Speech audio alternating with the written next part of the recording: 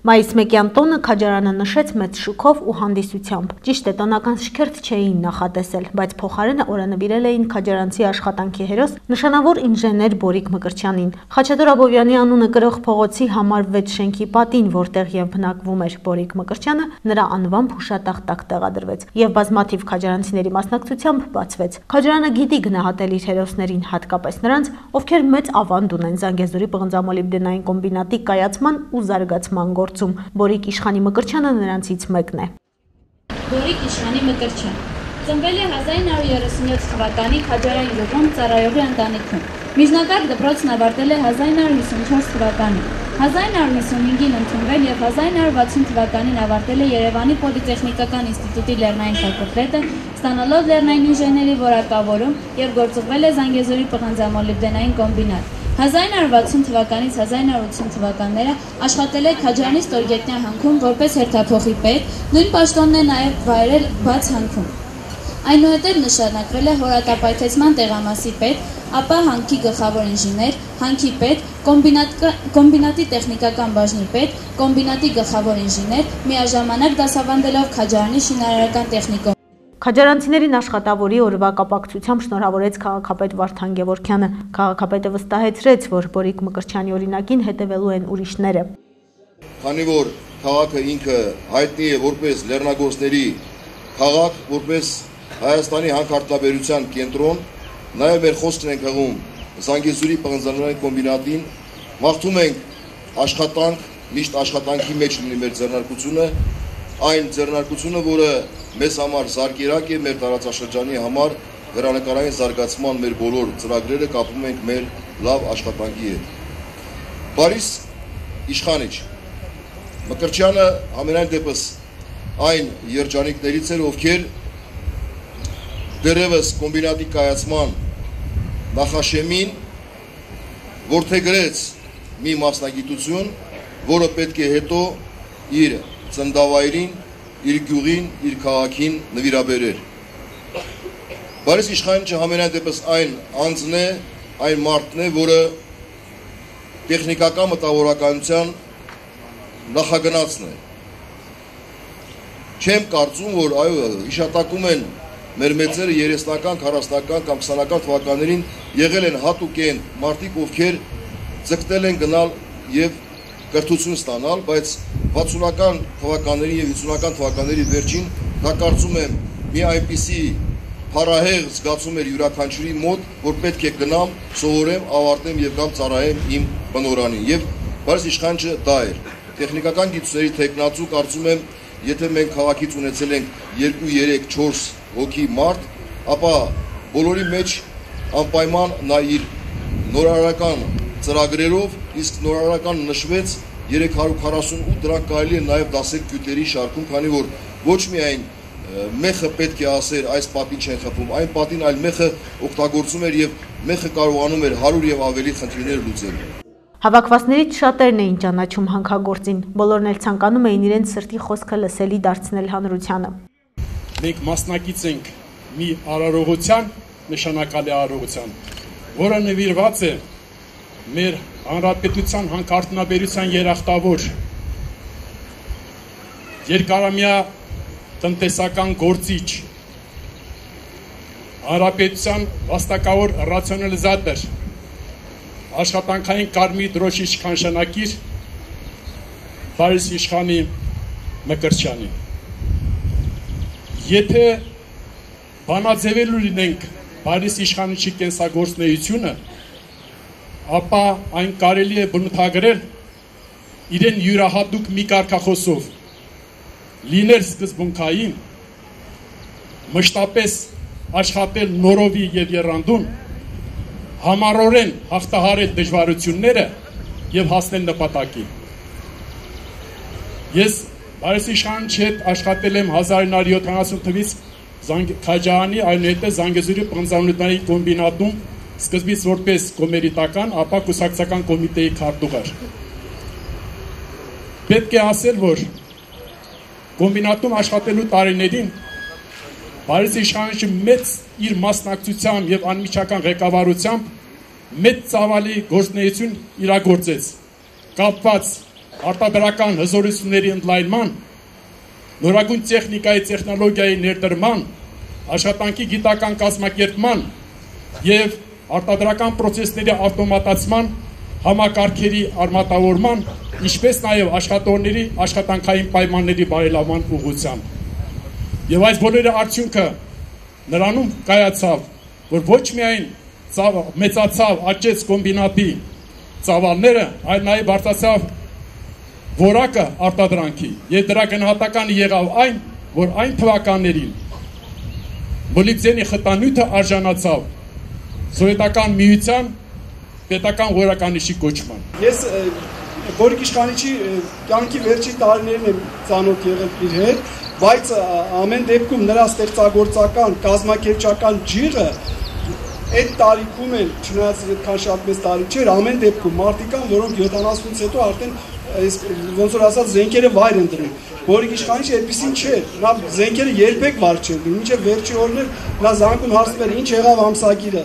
այս ինչ բանը տպվեց, այն ինչ բանը գրվեց, չգիտեմ, այդպեսին էր նա։ Բացի աշխատանքային այդպիսի ջիղ ունենալուց սկզբունքային իր բնավորությունը, որ երբեմն շատ հաճախ նրա դեմ պատնեշ էր առաջացնում,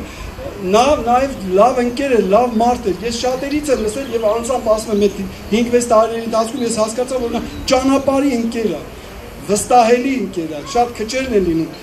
անդավաճան, եթե մի բան ասել է, ուրեմն դա տենց կլինի։ Շատ էր նեղվում, երբ որ ասենք ուրիշները այդպեսին չեն իր հանդեպ։ Բյուր հազար անգամ երանի նրան, ով մահվանից հետո մի կտոր լույս է թողնում այս աշխարհում։ Թողնում է բարի անուն, թողնում է բարի հիշատակ, թողնում է լավ գործեր, մեծ հիշողություն հասարակության մեջ։ Բարիս Իշխանիչ Մկրտչյանը մեր քաղաքի ոչ միայն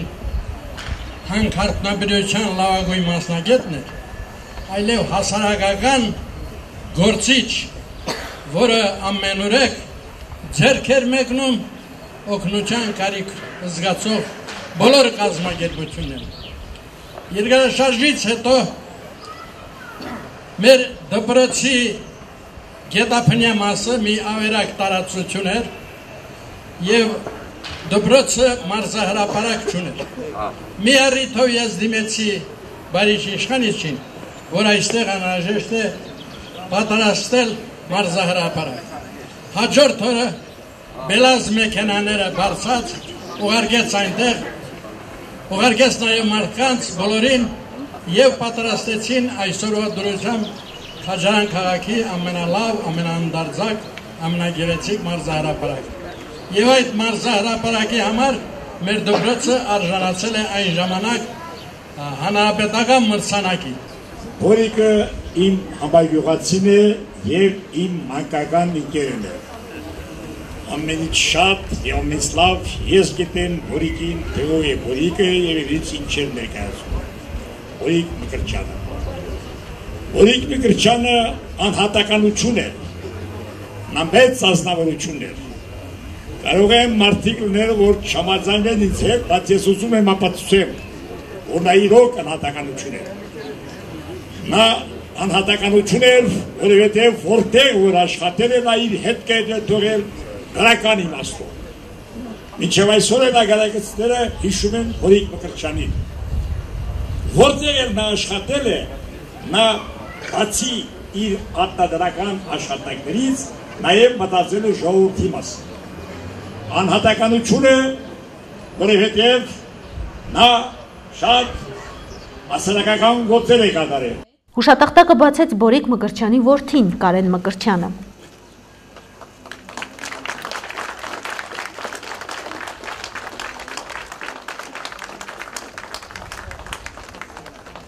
Իմ հայրը ծնվել մեծացել է Քաջարանում, աշխատանքային գործունեություն հայացել է Քաջարան քաղաքից, ու մինչև կյանքի վերջ իր նվիրել է լեռնամետալուրգիայի ու լեռնաարդյունաբերության ոլորտին։ Ինքը իր աշխատանքային գործունեության ընթացքում տարբեր պարգևատրումների արժանացել, շքանշաններ ստացել, բայց իմ կարծիքով ամենամեծ գնահատականը այսօր դա այս հուշաքարն է, որ տեղադրվել է այս շենքում։ Ես դրա համար ուզում եմ խորը շնորհակալություն հայտնեմ Քաջարյանի քաղաքապետ Վարդան Գևորգյանին, հանքագործների մետալուրգիայի միության նախագահ Վալոդիա Կիրակոսյանին, որի իդեան էր ու Վարդանը քաղաքապետարանը պաշտպանեց, ընդունեց այդ իդեան։ Քաջարյանի հոգևոր հովիվ Տեր Շիրակ Քահանախանոյանը օրհնեց նախաձեռնությունը եւ աղոթք հղեց առ Աստված։ Ավելացնենք, որ հուշատախտակ տեղադրելու նախաձեռնությունն իրականացրել են Քաջարյանի քաղաքապետարանը եւ Հայաստանի Հանրապետության հանքագործների եւ մետալուրգների միությունը։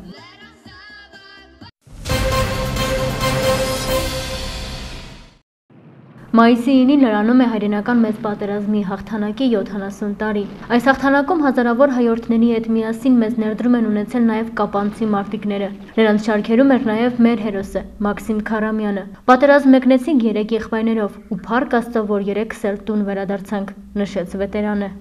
Ես Ռոստովի սահմաններում ծառայա, ճշնամուտե պայքարա։ Ես ստված от меня մյոթի наводчиком на цепта։ Да, радиостанции 24 կիլոն շելակ տուալ, ես ռադիոստանցին շտրավոյ և լուչավոյ անտենավ աշխատող ռադիոստանցիլա 24 կիլո։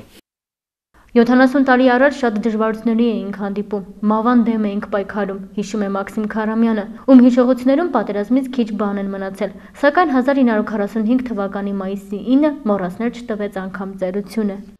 Վեկրով պրծալա, բանկալա, վեդրալա, սուկալա, դուզերում համ խոչարին պարի եկան, համ ալետ բանկենը վեր է թակալ, եթալասին, դի օրախտուն անգալ հայ ժողովուրդի մեջի։ Մաքսիմ Քարամյան հաղթանակի 70-ամյակի նախաշեմին շնորհավորելով իր ընկերներին մի բան ցանկացավ, այլևս պատերազմ չլինի։ Մեծ խաղաղություն, որ մեր հայկական հողումը այլևս անախորժություն չլինի։ Մենք մեր հողն ենք պաշտպանել թշնամուց, մեր պարսքն ենք կատարել, սակայն ուրախ ենք, որ մեզ հետ հաշվի են նստում, գնատու մեր վաստակը, խոսքը եզրափակեց հայրենական մեծ պատերազմի վետերան Մաքսիմ Քարամյանը։ Սիրտը ցավում է, ասված վկա չեմ կարող։ Ախը նա ինչ առանձին մեղք պիտի ունենա, մայրիկ։ Իսկ դու որտեղից գիտես, ուրիշի հոգին մոտ է։ Անձներ եկած, ողորի չբարձրանա։ Բարձրանա պայման։ Մինայի լավ չէ, ուզում ես վրա եկան։ Խոսքս տարվեսի, այս պոտոնիկ այսպես թեթև չի ասնի։ Մեկ դու մեկին կխպի։ Ինչից եք ախելու, որ կայծակ կլինի։ Չէ որ կայծակը երկնային պայքև է ձեզ ուղարկած։ Ամպրոպ, մեկ գործողությամբ դրամա, ծանր հոգեբանական հանգույցներով։ Ռուս հայտնի դրամատուրգ Ալեքսանդր Օստրովսկու ստեղծագործությունը, որը աշխարհի շատ թատրոններում է բեմադրվել, մայիսի 12-ին կբարձրանա նաև Կապանի Ալեքսանդր Շիրվանզադեի անվան պետական դրամատիկական թատրոնի բեմ։ Ներկայացման ռեժիսորն է Երևանի թատրոնի եւ կինոյի պետական ինստիտուտի ուսանող Գալուս Ներսիսյանը։ Սա նրա ավարտական դիպլոմային աշխատանքն է։ Իմ վարպետս Հրաչյա Գասպարյանը, որը եւս կուրս ուներ այստեղ, վստահեց ինձ, որպեսզի կուրսի հետ անեմ աշխատանք եւ որն էլ կլիներ դիպլոմային աշխատանք, որի համար շատ ուրախ եմ։ Օստրովսկոյի ստեղծագործությունը բեմադրելը Գալուս Ներսիսյանի ընտրությունն է եղել։ Ամպրոպը շատ պատահական ստացվեց, ես դեռ առաջի կուրսից ուզում էի այս գործը կտոր անել, բայց ձգտում էի հանել մեծ բեմ եւ պես էլ ստացվեց, որ եղավ դիպլոմային աշխատանք։ Ես պետք է ասեմ, որ անում եմ երիտասարդ ուժերով, մենք փորձում ենք հասցնել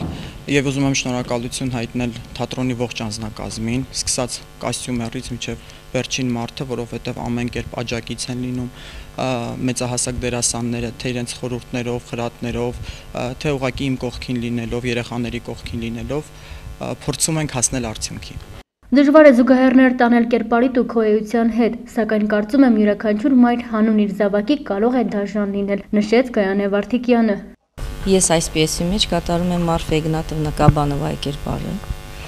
կին, որը առաջին հերթին մայր է։ Եվ դուք գիտեք, որ մայրը իր ընտանիքը, իր որդու համար պատրաստ է ամեն ինչի, նույնիսկ վիրավորելու, եթե դա կփրկի նրա ընտանիքը։ Նման կերպար է, շատերը միգուցե քննադատեն այս կերպարը դաժանության համար, բայց իր ժամանակաշրջանի մեջ իմ կարծիքով նա ճիշտ է։ Խոստումներ տալ չեմ սիրում, բայց համոզված եմ, որ հանդիսատեսը ներկայացումից շատ բան կտանի իր հետ, նշեց բեմադրիչը։ Խոստումներ չեմ սիրում տալ, կասեմ այսպես, որ մեծ բավականություն կստանա եւ մտածելի տեղի կտան։ Մայիսի 12-ին Կապանցի հանդիսատեսը կտեսնի, կասոցացվի Օստրովսկի հետ։ Օստրովսկու գոհարներից մեկն է բեմ բարձրանալու Շիրվանզադեի թատրոնում ամպրոպը, որը ռուս դրամատուրգիայի հզորագույն ստեղծագործություններից մեկն է, որը բազմիցս բեմադրվել է աշխարհի գրեթե բոլոր բեմերում, Ռուսաստանում, նաև Հայաստանում։ Այժմ Հայաստանի Հանրապետության բոլոր թատրոններից բացակայում է Օստրովսկու ամպրոպը, ռեպերտուարներից բացակայում է եւ 21-րդ դարում կբարձրանա Կապանի թատրոնի բեմ եւ Կապանցի հանդիսատեսը կտեսնի բեմում ռուսական դրամատուրգիայի հզորագույն ստեղծագործություններից մեկը։ Թատրոնի գեղարվեստական ղեկավար Արթուր Գաբրելյանը նշեց, որ առաջիկայում թատրոնի խաղացանկում կավելանան այլ ներկայացումներ եւս, կլինեն նաեւ շրջագայություններ։ Թատրոնը ապրում է բուրըն ստեղծագործական պրոցես։ Ապրիլի 17-ին հանդիսատեսի դատին հանձնեցինք Լևոն Մութաֆյանի սրճարան հիշողություն պիեսը, մայիսի 12-ին կհանձնենք Օստրովսկու ամպրոպ ստեղծագործությունը, բեմադրիչ Գալուս Ներսիսյան, արդեն մայիսի վերջին եւ հունիսի սկզբին հանդիսատեսի դատին կհանձնենք կոմեդիա Պրոշ-Պրոշիչի երազը կատակերգությունը, բուրըն ստեղծագործական պրոցես է ընթանում թատրոնում եւ նշեմ նաեւ, որ մինչև Պրոշ-Պրոշիչի երազին անցնելուն ամսի 16-ին սրճարան հիշողություն պիեսը մշակույթի նախարարի բարձր հովանու ներքո նրա հրավերով հյուրախաղի է լինելու Երևանում Պարոնյանի բեմում։ Հիշեցնենք, որ Կապանցի հանդիսատեսը Օստրովսկու ամպրոպը կարող է դիտել մայիսի 12-ին եւ 14-ին Կապանի պետական թատրոնում։